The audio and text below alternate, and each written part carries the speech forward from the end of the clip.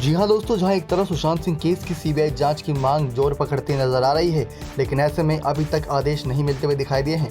बता दें, पटना पुलिस की एफआईआर की जांच केंद्र सरकार पहले ही सीबीआई को दे चुकी है, लेकिन महाराष्ट्र सरकार केस सीबीआई को देने के पक्ष में नहीं है। इसलिए मामला सुप्रीम कोर्ट में है और फैसले का इंतजार है। जानकार मानते हैं कि जिस कदर ये मामला उलझ गया है, सीबीआई के लिए भी इसकी तह तक पहुँच पाना आसान नहीं होगा, क्योंकि जिस प्रकार से दिन प्रतिदिन एक एक दिन काफ़ी कीमती है।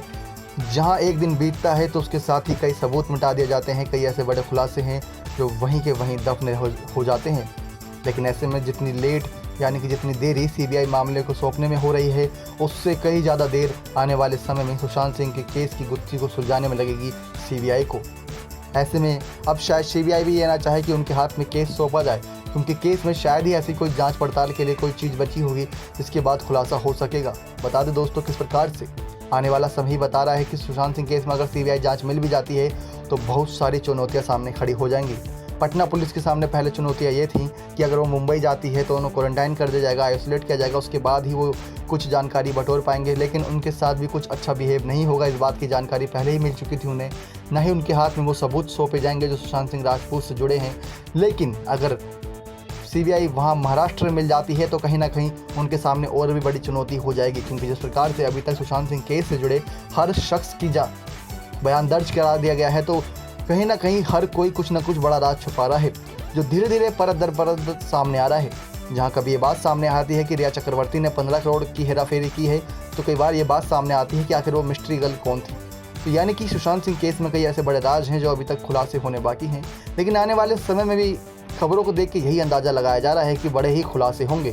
साजिशकर्ता का नाम धीरे धीरे मिटता हुआ दिखाई दे रहा है, जहां चुनौती एक तरीके से सामने बनकर आएगी किस प्रकार से उन सबूतों को जुटाना जो सुशांत सिंह राजपूत से जुड़े थे।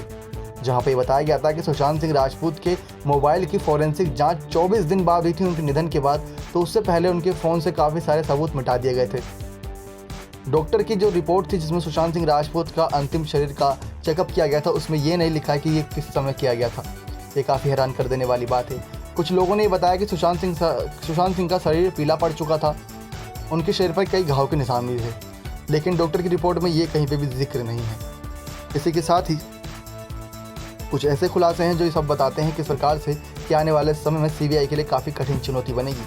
बताया दोस्तों, ऐसे में राबिया खान के कुछ बड़े बयान सामने आए थे। राबिया खान ने कहा है कि मुझे मालूम नहीं कि पुलिस कितना सहयोग करेगी सीबीआई की, गवाह कितना सहयोग करेंगे सीबीआई के, इस बात की चिंता हमें भी खाई जा रही है, लेकिन मेरा सबसे निवेदन है कि सब सीबीआई के लिए समर्थन करते रहें। सीबीआई जांच से ही सुशांत सिंह केस की गुत्थी सुलझा सकते हैं।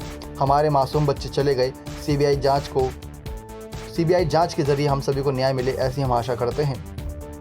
लेकिन सीबीआई के अगर हाथ में केस आ भी जाता है तो बहुत ही ज़्यादा मुश्किल हो जाएगा, क्योंकि इससे पहले 2 महीने बीत चुका है समय, और काफ़ी समय बीतने के बाद भी सुशांत सिंह केस में कुछ अहम सबूत ही बचे हैं। लेकिन क्या हो जाए किसी को क्या पता, जिसकी वजह से सुशांत सिंह केस में सीबीआई जांच जरूर होनी चाहिए। आने वाला समय ही बताएगा होता क्या है, वो समय के ऊपर निर्भर कर देंगे। लेकिन सीबीआई जांच के जरिए ही मुंबई पुलिस की काली करतूतों का पर्दाफाश होगा, सीबीआई की जांच के जरिए ही सुशांत सिंह के साजिशकर्ता का भी पर्दाफाश होगा। Next 9 live report.